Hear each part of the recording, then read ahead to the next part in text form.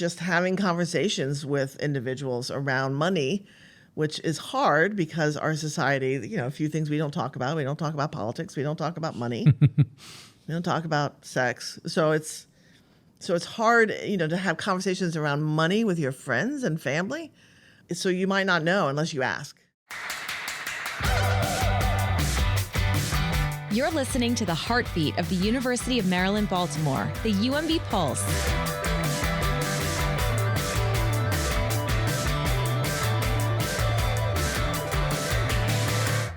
Have you guys had checkbooks? I have a checkbook, yes, and I've gotten invited to so many weddings this past year, and instead of registering for a gift online, I will write them a check and put it in the card. Okay. So I've used it many times. Okay. It seems to me that a lot of young people really aren't growing up learning about money the way that I grew up. In high school, we had a little class that talked about financial literacy, and you had a checkbook, and you had part of your quiz was to fill out checks and figure out how to balance a checkbook. I learned how to do that in school, actually. Did you? Yes, Okay. I did. I mean, it wasn't called a financial literacy course. It was part of what I guess you would technically call home ec, but it was called Family and Consumer Sciences. Ooh. And part of that was about learning about finances and learning how to write a check. And then we actually watched the movie Blank Check, which is so silly. That's funny. Because Oh my God. what a terrible lesson in money. I haven't that seen it. No, my home ec classes in middle school, we were not taught about money. So I'm in that population definitely where money skills and appropriately budgeting and knowing about your money and how to control it, not there at all. Well, and I have 5 young adult kids, and they have not learned in school. We taught our kids how to manage their money. And most of them, so Jen, I'm surprised with you, most of them don't have checking accounts, or if they do, it's for that rare time you have to write a check for something unusual. They Zelle, they Venmo, they're not.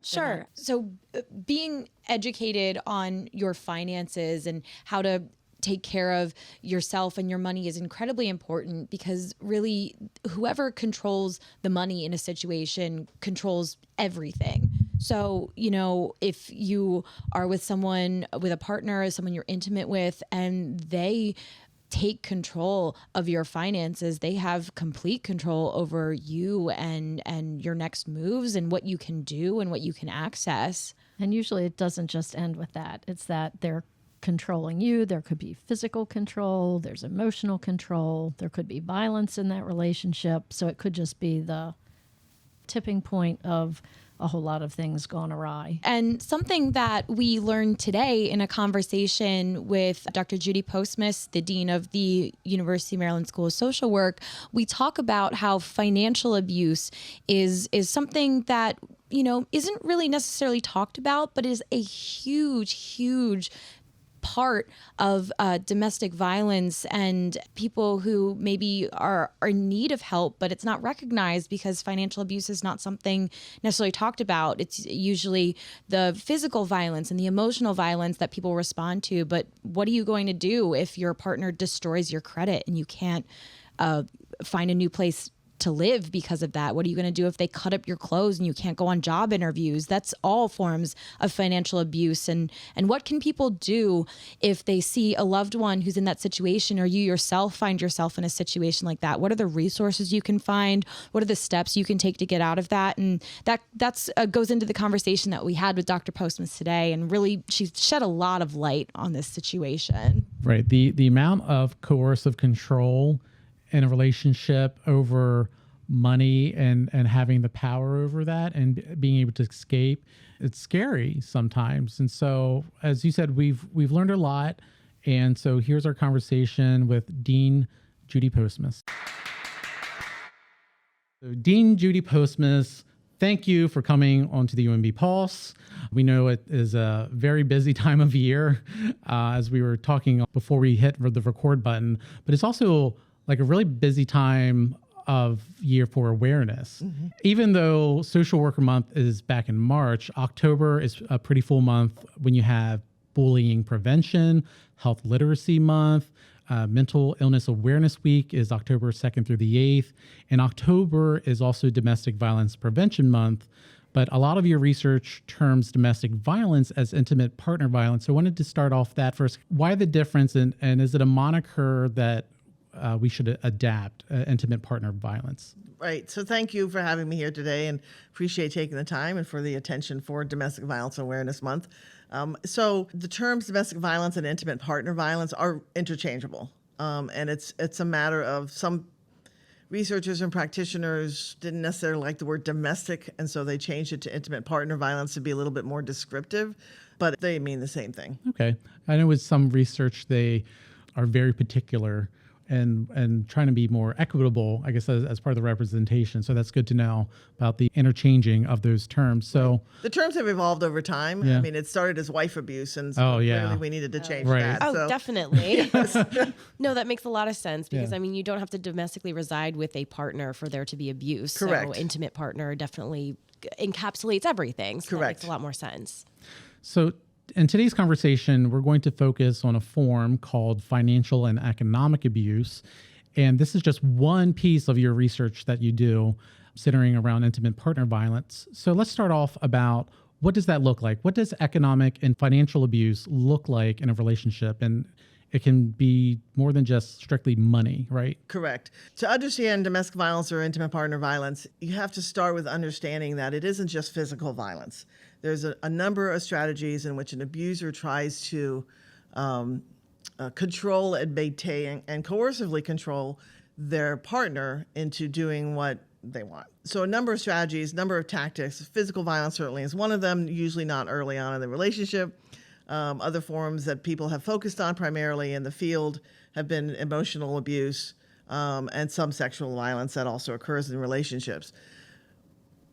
We've always talked, though, about strategies around financial and economic abuse that the abuser uses, but not much attention was given to it as one of the forms of abuse. And partly because the domestic violence movement really focused on trying to get criminal laws in place, and so they had to they focused only on physical violence and some sexual violence. So recently, and by recently I mean like the late 2000s, I was invited to evaluate a financial literacy program for survivors of domestic violence in cooperation with the Allstate Foundation and the National Network to End Domestic Violence. And so since it's financial literacy, I'm like, well, we need to look at financial abuse, and was able to find a scale and a measure that we have since even adapted further. So it's instead of 28 questions, it's 12 questions, called the Scale of Economic Abuse 12. And I talk about the scale because what we found is 3 types of financial abuse in talking to survivors. The first type, and interrupt me anytime you want. the first type of abuse is economic control, where an abuser will control how the money is spent, insist on having receipts brought back from any money given out, will control every aspect of the financial matters and management in the relationship. Second form of financial abuse is economic exploitation, where an abuser will exploit the financial standing of the individual. So, for example, they'll take credit cards out in their partner's name.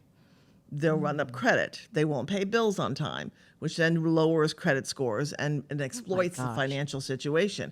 I talked to a survivor once who said that her partner opened up a business in her name that went bankrupt. And so she was now held liable and had no idea that this had happened. Jeez. So that's another form of financial abuse that clearly has long-lasting implications, especially when we're talking about credit scores. And then the final form of financial abuse, we call it employment sabotage, where the abuser will try to disrupt the employment of a survivor. So, for example, he might call frequently and get her in trouble or make her late for work. I've heard from survivors that partners will, cut up clothes or take the car when they're supposed to have it, or Cut up disrupt. clothes? Yeah, Gosh. like Oh my destroy. gosh. destroy Yeah, like their work clothes. Their work So they clothes, couldn't- yeah, Oh because my then you can't God. you can't go if you don't have clothes to wear, or disrupt childcare or whatever in a way to sabotage any employment effort, because as we know, money plays a huge role in self-sufficiency, and so those are the 3 different types of abuse. And as I'm talking about it, you can realize the outcome can be quite long-standing. Yeah. Right. Whereas if you're hit and you have broken bones or bruises, they will heal in a shorter amount of time. But repairing a credit that's been damaged can take decades for some Right. people. Yeah. Is this Oh my something goodness. that usually is also paired with like a physical abuse or sexual abuse or something? Or is this something that you often see like stands by itself, like this as a specific form of control? So in the studies that I've done, I've seen it paired with physical, sexual, and emotional abuse. I don't believe we have ever seen it alone, but we also don't have a national study that looks at the prevalence of this in our country. Australia looked at it, and they found, high percentages. And my studies were survivors. Now, clearly, they're a sample of survivors, not just anybody. We found high rates of economic abuse, ranging from 90 to 95% were experiencing it. In fact, survivors would say in interviews, wow, I knew all about all these other forms of abuse, never realized he was abusing me this way, didn't even realize this was happening, even when they were getting services and getting the help for the domestic violence. Right. I was actually just thinking that as you were saying it. This is not like something I would consider a form of abuse. I would consider it, like maybe just a form of control or, but I didn't realize that this is a whole category. Right. Well, when you think about money, and you think about relationships and money, it's tricky. Even the government, if you're married, you're now viewed as one. And what problems you have financially are my problems financially. Right. And so Right. it becomes really challenging because it isn't against the law to do these things. Yeah. Well, and that's what I was wondering is it's also for the abuser, it can be self-destructive because you are tied together financially Correct. in a lot of ways if you're filing joint taxes and Correct. okay. Well, they don't have to be Sheesh. married for the person to That's have right. financially abuse the other. Right, correct? right. No, correct. If think about it. If you, have a partner that some basic information like, oh, I don't know their social security number, or their mother's maiden name, or the first car they drove. You think about all those questions that are asked of us, especially when we deal with financial institutions. It's somewhat easy to do things and to get away with it. Again, it's not stealing someone's identity, but in some ways it is, but it's because you know all the information and you're still with that person. Yeah. Right. This can go like so many different directions, but I'm sure there's cases where they're not forced to do it, but they feel like they owe it to the abuser to help them out. And that's how that they get taken advantage of. Sure. It's like, whether it's a car loan or something else. Sure. And again, we all do that with our partners, Yeah. right? If you're with somebody, and especially, in this country, we have a history of not necessarily teaching financial management skills to individuals that often, you think about, how did you learn about how to manage money? Where did you learn it from? Did you get it in school? Did you get it from your family? Did you get it, and what roles did you play? If you come like I did from a traditional family of a mother and a father, the father managed the money because my mother sucked at it. But that was still a joint decision, and she still had access. And when major decisions were being made about, major purchases, she was part of, and she understood everything that was, she had a part of it. It wasn't completely put aside. Yeah. But if you're in a relationship and you're like, oh, honey, I can take care of all this for you. Don't worry about it. I got Right. this. Or I need help with a loan to purchase a car or something else. Yeah, I'll co-sign for you. There's things that we do, and again, it's a form of manipulation, right? It's tied with other strategies with the ultimate goal of controlling the person, which often leads, as we've known for decades, that survivors have said one of the main reasons they stay in a relationship is because of money. Right. Yeah. Because they have lack of access to it. Well, the lack of access might be they don't know what they have, they don't know what's out there, they can't get to it, they, all of these reasons, or they have a poor credit score, which you'll never get a loan or even get a rental agreement nowadays. So these are really concrete examples of how it can really damage a survivor and trap her in that relationship. Yeah. Right. I personally know someone I know two people who've had people open credit cards in their names, Sure. and then they have that debt. And one person, it's been years and years, and he's still fighting legally. He doesn't even have a savings account because he's afraid to have anyone know that he has money. So Yep. he literally keeps money in a box in the closet because it's destroyed him financially. Right. And it's a constant battle It to could try to take get out of decades it. to fix this. Yeah. I was just going to say, thankfully, you're addressing this and, opening, even through the podcast, opening people's eyes to it. Part of it is just bringing greater awareness to it and having people become, oh, this is what this is. Part of it is even addressing some of the policies. So I just learned a few weeks ago that Maine passed a law that made this illegal, and that abusers can be held liable for what happens. I'm not 100% sure whether it's only, I think it might be in civil court, not criminal court. Other countries are moving towards making it more in criminal court. The UK they call it their coercive control law, where it's not just physical violence that you can make an arrest, but it's other forms of violence and abuse as well. And so there's some attention being given to this across the globe as we think about how damaging this can be for somebody to survive. Absolutely. And this is all fairly new. You had said that I believe it was the late 2000s is when this started really like having like a term tied to it, right? Wow. Yeah, it really was the generous support and the focus of the Allstate Foundation.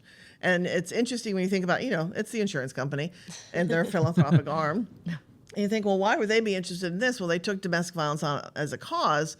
And then because they have an arm of the insurance company that focuses on financial management and financial advising, that they thought, well, why don't we focus on this? And so along with, again, the National Network to End Domestic Violence, and they work with all the different coalitions around the country, it was a way of providing funding for service providers to focus on this and to try to develop some new programs and new strategies to help survivors deal with the outcome of the abuse. Right. And it because this is such a new term, and I think all three of us are learning a lot just from this one piece of the conversation that we're having. How difficult is it to uncover like someone who is being financially abused, or even to realize that they're being financially abused by their partner? Any form of abuse is difficult to uncover. If a survivor is fully aware of abuse and understands all the different forms that it takes, that he or she can reach out for services to an organization, but most don't. Most victims only think, because this is what's been in our media and what's been in the news, is physical violence. And so often it's those who get into services that they're now starting to ask more about the financial abuse. Now, in the general public, however, some of it might be, are there red flags? And just having conversations with individuals around money, which is hard because our society, a few things we don't talk about. We don't talk about politics. We don't talk about money. We don't talk about sex. So it's hard, to have conversations around money with your friends and family. So you might not know unless you ask. Okay. So there's a lot more to understanding intimate partner financial and economic abuse. What exactly are you looking for in your research? Like, what type of data are you trying to collect? So it's twofold. One is to understand the experiences and the prevalence of financial abuse and the different types and how prevalent it is, the three various types, and then looking at what is the impact of that abuse. There's a longitudinal data set that's called Fragile Families, where we looked at economic abuse, women who were participating in the study who had experienced economic abuse, and what the impact was on things like child rearing. And there was an impact that there was, if they experienced abuse, economic abuse, there was a positive relationship with child rearing, around spanking, around some other forms of parental decisions. We've learned that economic abuse is connected to depression and anxiety. We've learned that it's definitely connected to financial strain, which obviously, Right. and definitely connected to financial well-being. And so that's part of what I do with my studies, is looking at where is the relationship between financial abuse and other variables. But the other side that I look at is financial empowerment. And what do we need to do? And financial abuse is part of that, to understand that, to really then empower survivors to be self-sufficient, to have self-efficacy and the confidence to manage their money, to have assets that they can access, and to have the knowledge that they need to manage money and know how to pay bills and take out loans and save and think of retirement and so forth, so on. Yeah. So for women who are listening and maybe think that this sounds all too familiar to them, what can they do and where can they go for help for escaping financial abuse in this way? Well, for sure, reaching out to your domestic violence provider in your county. Every county has, in the city of Baltimore, have domestic violence providers. House of Ruth is here in city of Baltimore. There's a Maryland Coalition Against Domestic Violence. Going to their website, people can find what's the name of the organization in their county to get support that way. I also think if the person is connected to a financial advisor, to have a conversation with them. They can talk to individuals at the bank to try to get some, not support for the abuse, but to try to get some remediation and helping them perhaps with their credit score and identifying and going through their credit score, which is certainly an important thing to review, and or putting other flags on accounts so that they don't get drained or get misused. And finally, the Allstate Foundation has online an entire curriculum that individuals can take on their own to learn about, not just learn about financial abuse, but also to learn, so what do you do about it? How do you find hidden assets? How do you find your credit score? And then what can you do to repair it? And that's where financial advisors can come in and help you with that. And there's different programs out there. It just depends on who's available. And again, the DV organizations should know and would know. And if they don't, they can also reach out to the National Network to End Domestic Violence, that they also have a number of resources on their website. Yeah, and obviously this is a really difficult topic to speak about. I mean, money is like a sensitive topic that people don't necessarily talk about. So like what can people do who maybe have a friend or somebody in their life that maybe they're seeing signs or red flags about this? What can they do to help that person get out of this situation or take steps to not kind of fall into this financial reliance? Or it's really hard because part of it, the first step is asking. Sure. And asking in a private way where the abuser's not around, asking in a supportive way, because, again, it's really hard for individuals to acknowledge that they are a victim of this. Mm-hmm. Nobody wants to say, hey, I'm a victim of domestic violence. Nobody wants to say it. And so it's important to ask the question and ask and talk about these different forms if this is happening. And then, because we also know financial abuse is connected to other forms of abuse, to then perhaps ask about others. Again, the key to this, though, is knowing how to ask and asking in an understanding way, to watch facial reactions, because survivors will dictate how much they'll tell you based on how you react, and to understand that they might say no when the answer really is yes, because they don't feel safe in doing it yet. Also understand that they might say yes, and you strategize and create a plan. We talk about creating a safety plan for victims of physical violence. There's also financial safety plans where you help somebody be financially safe, right? To have their assets be safe. Again, not all survivors are ready to make decisions, and so sometimes it takes multiple times asking in a supportive manner, and when they're ready, and letting them know that you're a safe person to talk to and that you're more than happy to work with them and get them connected and be there for them. Mm-hmm. But knowing that it might be a journey. For some women, they make a decision and they're like, okay, I'm done.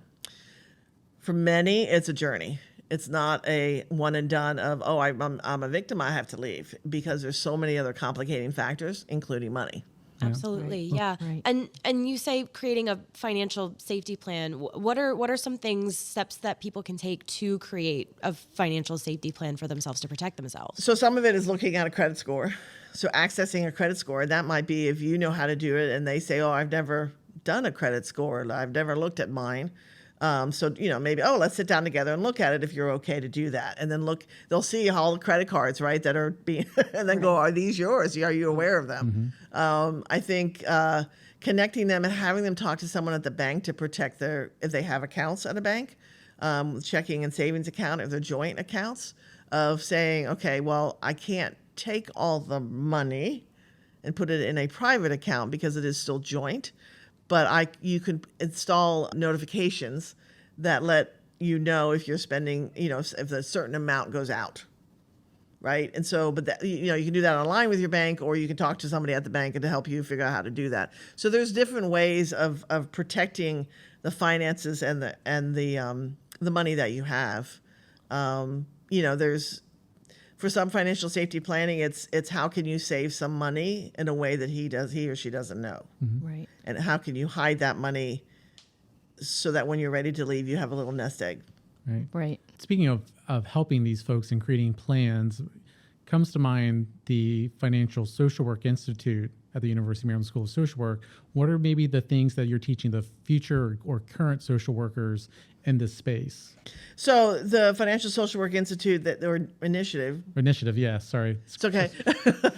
Their mission is to really educate as many social workers as possible for personally for themselves as students, right, to understand financial management and how to manage their own money. Because again, where do we learn how to do this? Right. Right. Sometimes we don't. And second, then to teach them how to, when working with clients, how to help them manage their money. The key about even the financial literacy curriculum that the Allstate Foundation created, it is a curriculum that is pretty standard for all financial literacy. And, how do you save? How do you create a budget? How do you track your expenses? I mean, there's all those standard things all the way on to how do you do a 401k and what that means and how to invest in IRAs. I mean, the full range, right? So the Financial Social Work Initiative does that. The other layer that the Allstate Foundation adds is this focus on finding hidden assets, checking your credit score, and understanding financial abuse. Well, let's talk about some of your recent research where you looked at the impact of Latina intimate partner violence survivors when it came to economic empowerment. Why is it so important to highlight these issues specifically for Latinas? So depending on the sample, and in this case, the sample of women that we interviewed, over 400 women who came from a diverse background, we had about 45% of our sample were from Latinx backgrounds. Now, mind you, that's a pretty divergent group in and of themselves. They're not, someone from Mexico is not the same as someone from Puerto Right. Rico and not the same as someone from Chile. And so, so having that understanding is a whole nother issue, right? But most of the women, including the Latinx population that were in the sample, had very low incomes. I would say 75% had less than $25,000 a year. Why? They were from service providers, and so sometimes that's who goes to service providers or those who don't have the means to do something else. So, so there's already a limited lower socioeconomic group from the sample. This isn't, again, not like everybody else. The other thing that's for Latinas is important is that there were a number of, we also asked how long they had lived in this country. Or if they were, an immigrant, and if so, how long they had lived in this country. And we found that there was a large percentage of immigrant women, and some of them had lived here more than 10 years, and others had been here like less than a year. So one of the things to understand is, again, where do people learn about how to manage their money? And for low-income individuals, they often don't have access to or don't understand banks. Because if you think about some low-income neighborhoods, there aren't any banks. Right. Right. Or if you think about, so how much money do you need to open up an account? Right. You don't have the money. Right. And so what happens is that for Latinas and others from low income, that they often get caught up in payday loans and other forms of people taking advantage of them. They were paying outrageous rates just to get cash. But because they're operating on a cash basis. Now, for immigrant women, they might also have to be sending money back home. Right. Right. Wow. So it's way more difficult to try to figure out what are their needs and how do we help, because if they are being abused and experiencing predatory loans and things like that, that I think that this is where it's important to understand their experience with economic abuse and what it meant to them in the long run. So do you see any connections or correlations that helped empower them even more?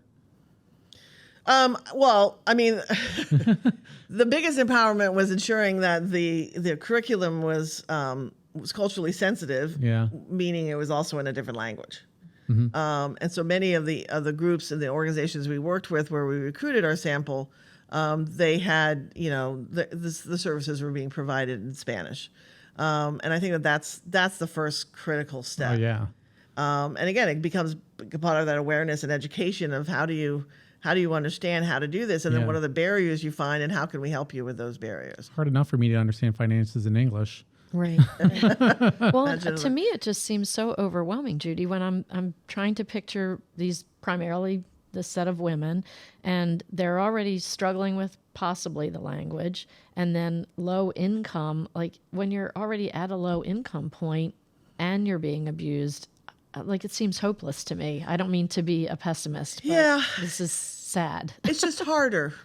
Yeah. I mean, it's, and again, you can see why finances might be a really big reason why they don't leave.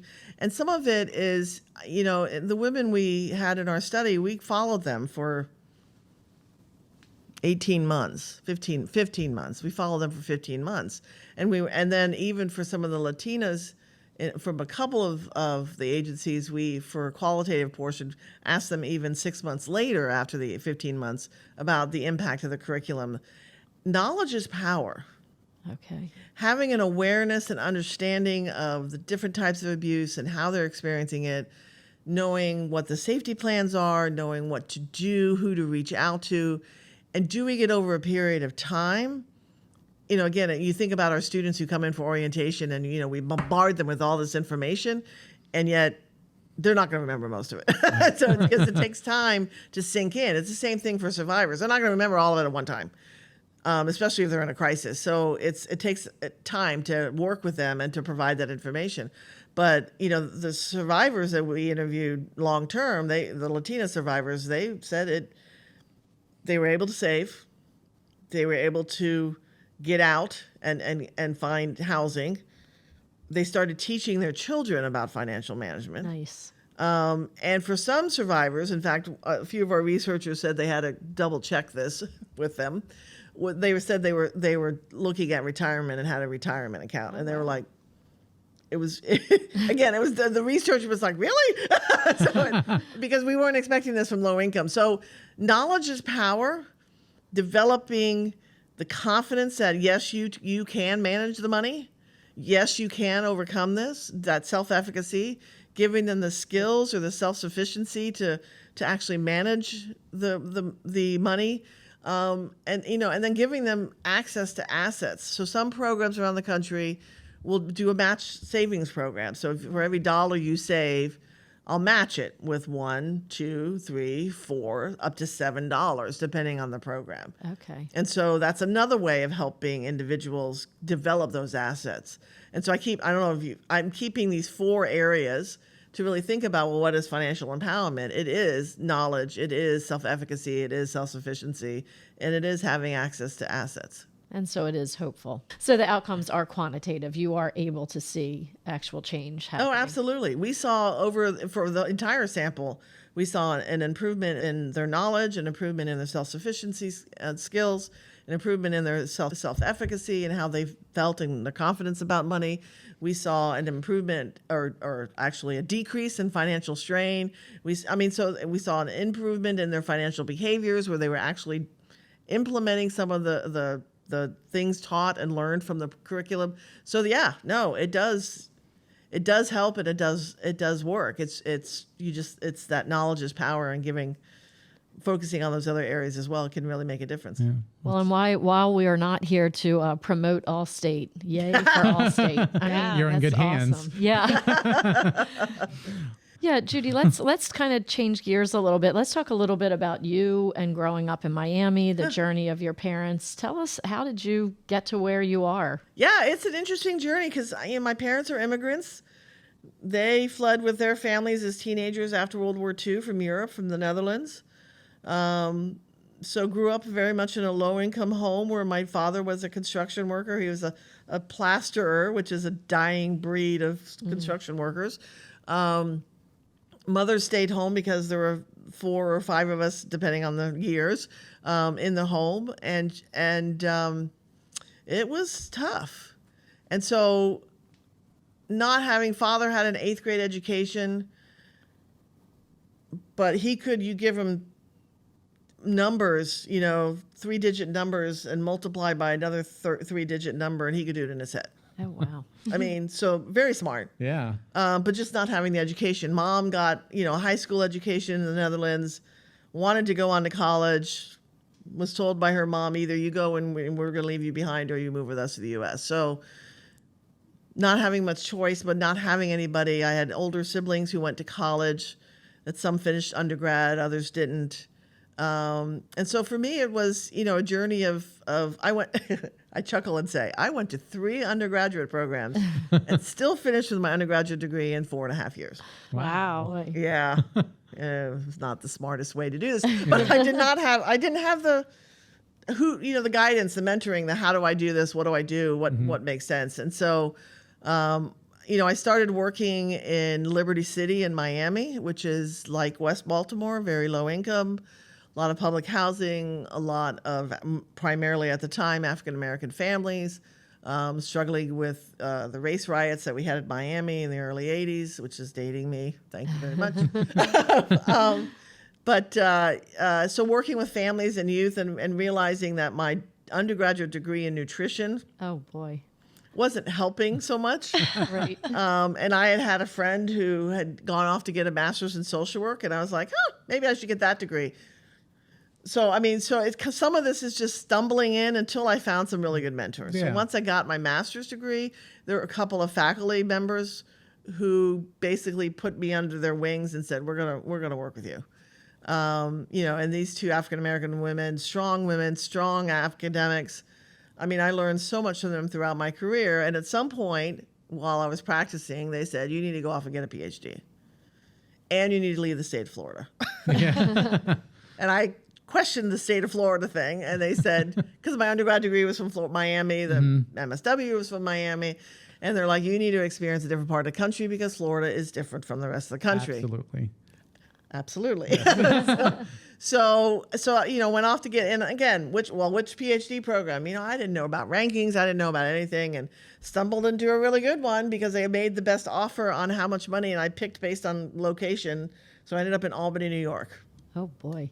Wow, big change. Big change. Big change, right. Huge change. And by that point, I had started working. So I started working with kids and at runaway and homeless youth shelters, and then eventually worked in a domestic abuse program where they hired me as an executive director, and I didn't know anything about domestic violence. And so I learned from the survivors who were there, from the staff, from the perpetrators we worked with. I learned a lot during my time doing that. And so that's what kept me involved in my PhD program and focusing on this as a research area. And I chose as my dissertation the family violence option, which at the time, there was welfare reform where everything got changed in the mid-90s, and there was an amendment called the family violence option that allowed, if you identified as a victim, you could get extra things if you were applying for TANF, the Temporary Assistance for Needy Families, which is our welfare policy. That was my research study, was to evaluate that particular amendment, which got me into, thinking about poverty and money and things like that. And it wasn't until, my first academic job then was at the University of Kansas. Another culture shock of going from East Coast to the middle of the country, which is completely different as well. Learned a lot, but missed the diversity of the East Coast, came back and got a job at Rutgers University, where November of my first year there in 2006, I met the program officer from the Allstate Foundation. Okay. And from there, this is how getting involved. I had not focused on economic abuse specifically, but had focused on the issue of low income and survivors and what can we do to help and what kind of services should we be looking at. And especially one of my studies early on that was funded by the National Institute of Justice when I was at Kansas, I asked survivors their history of abuse over their lifetime. And then I asked them, okay, after those abuse experiences, what kind of services did you get? Did you seek out? And there were a list of 25 different services. And after each service, I said, how helpful were they? So I didn't need the names of the organizations. It was just general services. And what you found was a lot of counseling, a lot of, support groups and a lot of services that they reached out to, some legal assistance and so things you would normally think of for services that they would receive. But the most helpful were the ones tied to money. Oh. Interesting. And you're like, if I would have known. Correct. And so that kind of launched a whole nother, that kind of fed into this, Allstate Foundation has this new program, and this is interesting findings, right? Of maybe we're focusing a little bit in a wrong direction, or we need to supplement what we're doing. That it's important to talk about the cognitive and what happens in your, and talking to survivors about the abuser that stays in the brain, right? And tells them things. But we also need to be helping them with money and getting resources and getting a job and finding housing and addressing their credit score and, all of those other things, because those concrete assistance is what is really needed. Yeah. I mean, that's like a foundation of being able to be successful and thrive, just having that core bit of like, you know, stable money, stable home, all that stuff. Those are what the social determinants of health, dinner. you know, that's how you are successful. You would again, but it's fascinating how, from a social work perspective, you know, that we often don't fail to remember that. And even when I worked in the field, that's why it was an interesting finding, because we didn't necessarily have research showing the survivors saying, "Oh, but I got these services, yay." But the ones I found most helpful were the ones that we didn't think about as much, or we don't think about as much. Yeah, that's incredible. That's what a journey you've been on to get to where you are. Undergrad in nutrition, and here you are. Especially all that time in Miami. I was just thinking, like, you know, I lived in Sarasota for like 4 years briefly, and been to Miami a handful of times, but it's such a cultural melting pot. And as Florida is unlike any other part of the country, Miami's unlike any other part of Florida, let alone the country too, because, you know, you think about the mix down there between Cuban, Puerto Rican, and you have people coming from the Bahamas regularly, and then everyone else around the world. It's just so unique. So I'm sure that had to make an impression on you as a young girl. Oh, absolutely. Absolutely. And, you know, I remember working in the shelter for runaway and homeless youth. At one point, there were 75 staff. There were 7 nationalities represented, and there were 5 whites working. Wow. Everyone else came from different cultural background, from Spanish to Black to you know, everything, to island to, I mean, we just had, it was a big melting pot, and it was a wonderful experience for me to learn how to interact with and be part of, and why even coming to the University of Maryland School of Social Work, one of my interests was because of its connection to the city of Baltimore and the work that was being done here. Great. Yeah. And so you talked a lot about how, you know, you had some mentors that kind of helped guide you to your next steps along your journey. So who or what inspires you to do the work that you do?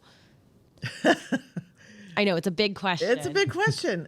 You know, I think that I'm inspired by a number of people, and it changes over time. I mean, the mentors I had early on have passed away. You know, and so I look to other mentors, whether it's, you know, now in my dean's role, I'm looking to other deans and to other here at the university as well as other universities.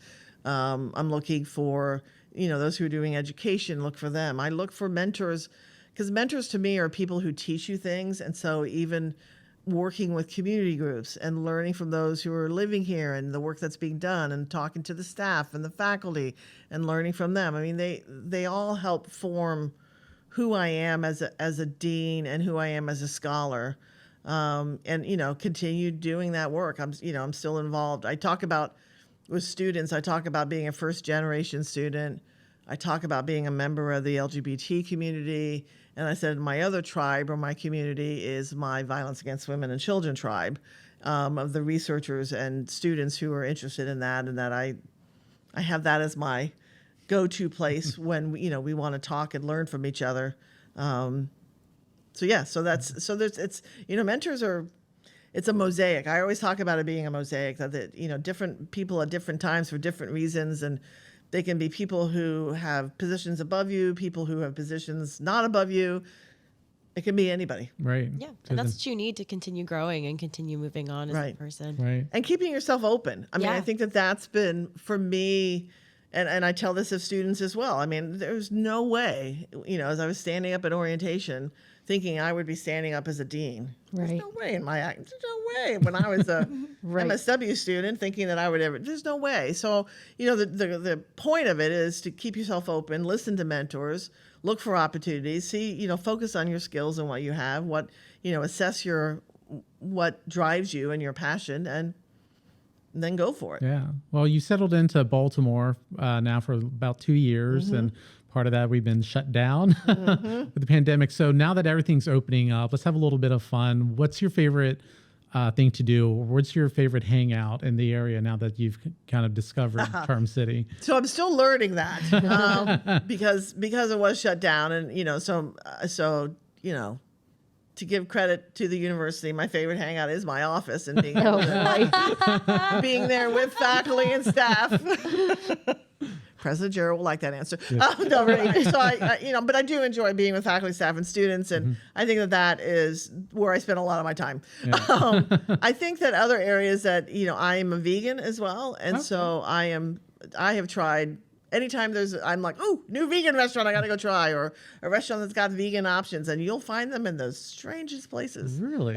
So, yeah. I want to give a shout out to Golden West Cafe in Hamden on the Avenue. Yep. They have amazing vegan options there, and it's open like all the time. Yep. So.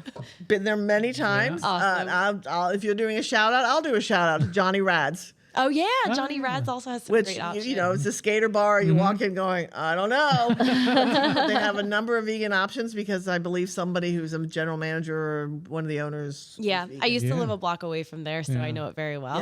Yeah. Well, so there's so some of the vegan places. I'm still learning. I also like to hang out at my house because I have a pool. Yeah. I was going to say it's probably because you're spending your time meeting so many people, you just need chill time alone and just like be away from everyone. I completely get that. But I was thinking too, Lexington Market is very close to opening their new building. Yes. So I would imagine that there has to be at least one or two really good vegan options when that opens up. Yes, I've already looked at the list. Oh, good. And I talked to Paul Rupert. So Paul, who manages all the markets in the city, I am part of the Baltimore leadership class of 2022. Yeah. Oh, nice. And he's in that same class. And so we were talking just yesterday about that. Well, a slight tease because, you'll be much closer to the market soon, right? Yeah.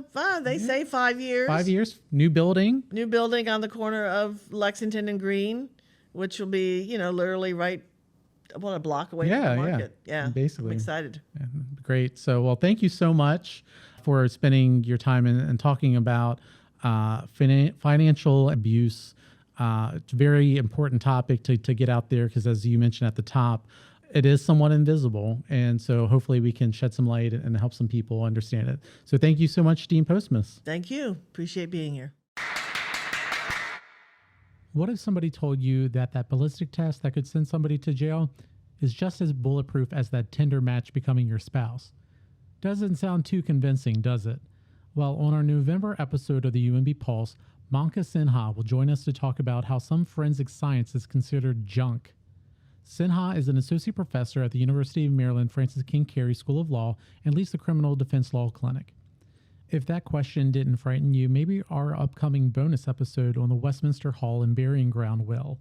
We will take you inside this historic hall at UMB just in time for Halloween. You're going to tour the catacombs underneath the grounds, and we'll share how you too can tour the catacombs with friends and visit Edgar Allan Poe's gravesite. And on a much, much lighter side, we will have another bonus episode on the new Lexington Market. We'll talk about food vendors, UMB's support of the market, and what the new market means for the neighborhood. The easiest way to know when all of these episodes are out is to hit that follow button on Apple or Spotify. And if you've already subscribed, well, thank you to our Pulse pals, and thank you for listening to the UMB Pulse.